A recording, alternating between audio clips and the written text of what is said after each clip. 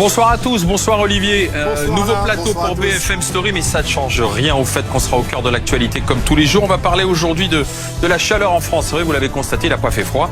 Cette chaleur, elle va durer plusieurs jours. Nous serons même limite épisode de canicule dans le sud-ouest notamment. Cette vague suit un été 2023 qui a été le 4e plus chaud depuis 1900.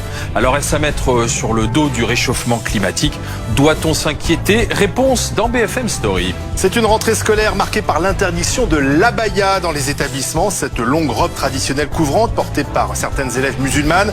Selon Madame Borne, les choses se sont bien passées depuis ce matin. 513 établissements étaient potentiellement concernés, c'est ce que nous a dit le ministre de l'Éducation Gabriel Attal. Des équipes baptisées Valeurs de la République étaient déployées pour faire respecter la loi. Nous avons déployé nos journalistes pour savoir si tout s'est bien passé sur le terrain. Et dans Face à Duhamel, cette question est si l'uniforme finalement était la solution, l'uniforme à l'école. Le gouvernement voudrait l'expérimenter.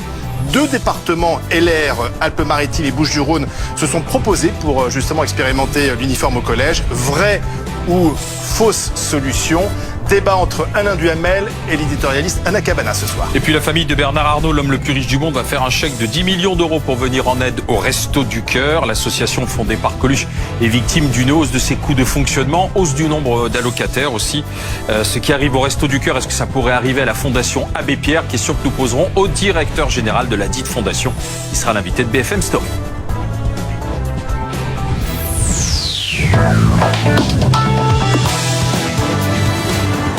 BFM TV, BFM Story. Alain Marchal, Olivier Truchot.